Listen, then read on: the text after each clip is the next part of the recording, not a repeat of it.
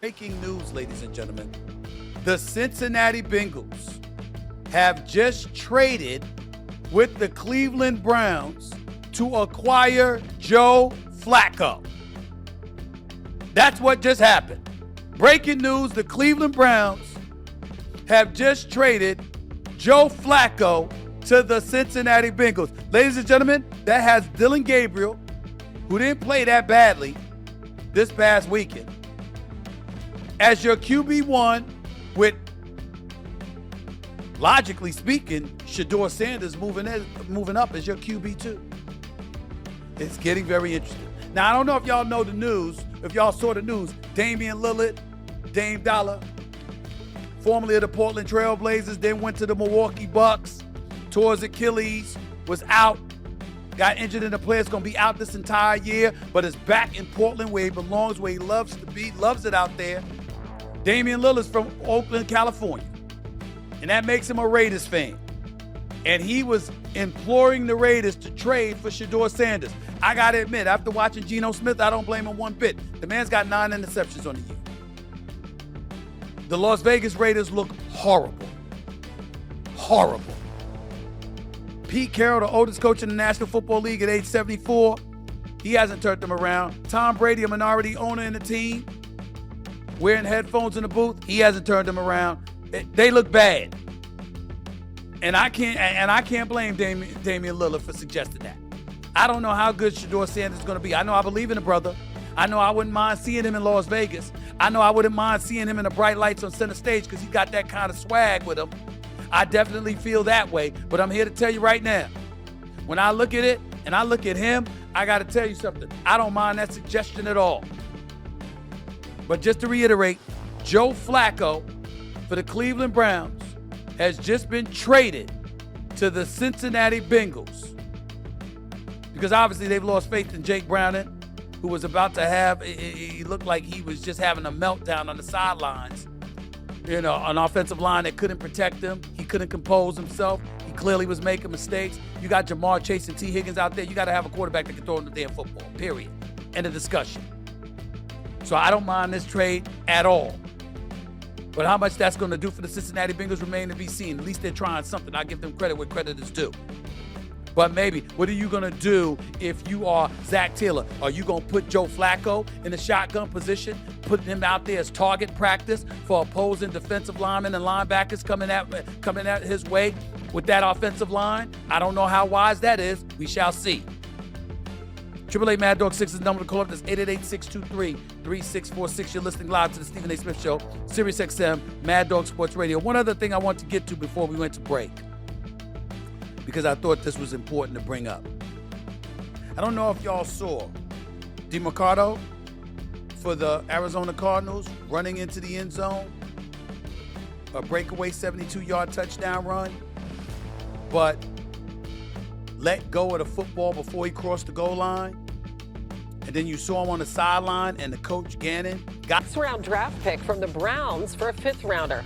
The 40-year-old had been benched in favor of rookie Dillon Gabriel this past weekend. And without Joe Burrow, Cincinnati 0-3 with Jake Browning starting with a propensity to turn over that football. Our Bengals reporter Ben Beebe joins us now for much more. Still, we see the Bengals in second place in the AFC North. What more can you tell us, Ben, about why they felt compelled to make this move?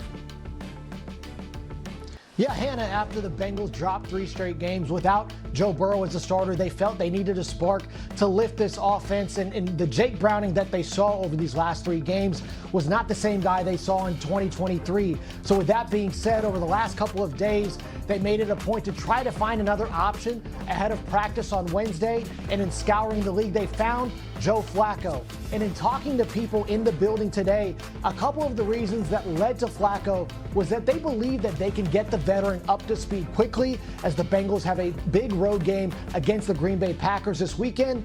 Another factor, they know that Flacco has familiarity within the division, now having played for 3 of the 4 teams in the AFC North. And Zach Taylor, in a statement today, said that Flacco's got a strong arm, he's got a good history of winning, and they are hopeful that both of those things will help the Bengals stay afloat while Joe Burrow recovers from toe surgery? Yeah, with Flacco now in Cincinnati, by the way, Shedeur Sanders becomes Dillon Gabriel's backup in Cleveland. Ben, baby, we thank you, as always. And Flacco struggled in limited times with the Browns this season, ranking second worst among starting quarterbacks in estimated points added per dropback. The only quarterback that actually ranked lower than Flacco, that would be Jake Browning, the man that he's replacing in Cincinnati. Our quarterback, Dan Orlovsky, is with us. What are your thoughts about Joe Flacco moving to the Bengals? Yeah, confusing move by Cincinnati. I don't see how this is a massive upgrade. Number one, their offensive line is still a poor pass-protecting offensive line. It has been for years. It's just been mitigated because of Joe Burrow. Joe Flacco's had a great career, but Joe Flacco in the last 2 years has really struggled with throwing and dealing with pressure. And so you're bringing a quarterback that has really struggled to perform under pressure to an offense that really does not pass protect well. And I think that's going to be a problem for the Bengals. And this still is a very talented skill group, and Joe is definitely capable of making throws.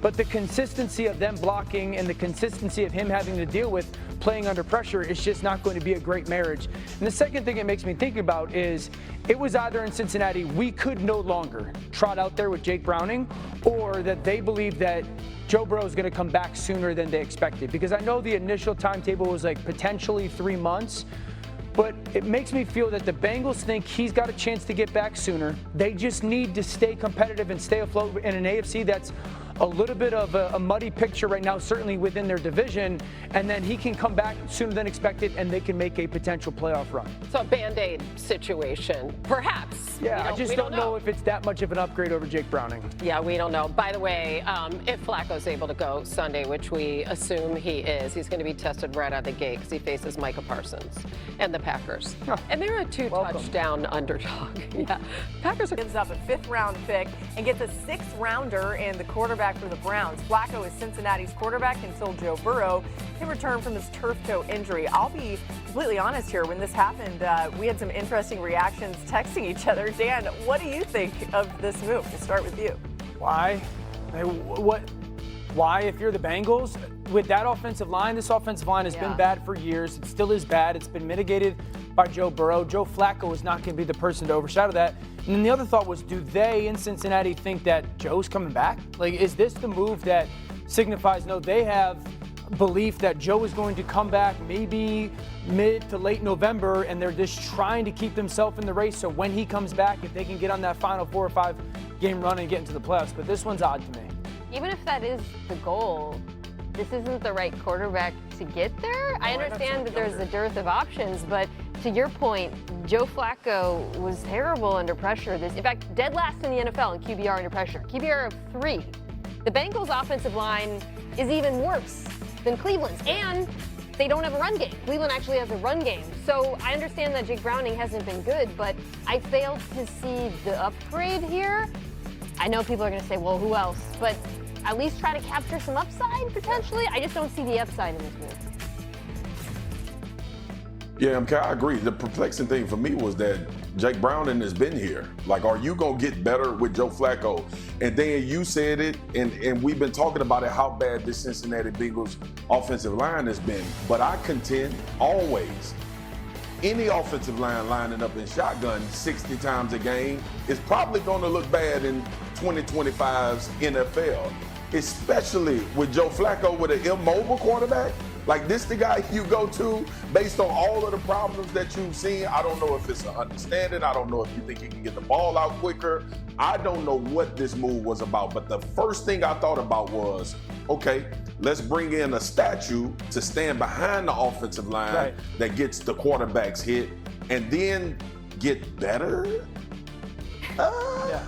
I don't know why. I don't know why it's not a younger, more athletic option. Now, maybe they did in their defense. Maybe they made some calls for a younger player that's maybe a little bit more athletic to try to mitigate it. But this move doesn't feel like it's a upgrade remotely from Jake Browning. I know Jake Browning's turned the football over, but at least he's way more mobile. Yeah, I would have. I mean, look, man, mobility, it's better, but I would have. This should have been Jameis Winston. Yeah. Or even Russell Wilson. Curious. Like, Like Russell Wilson. I just don't get the Flacco part of it. Like Yeah. I don't get it.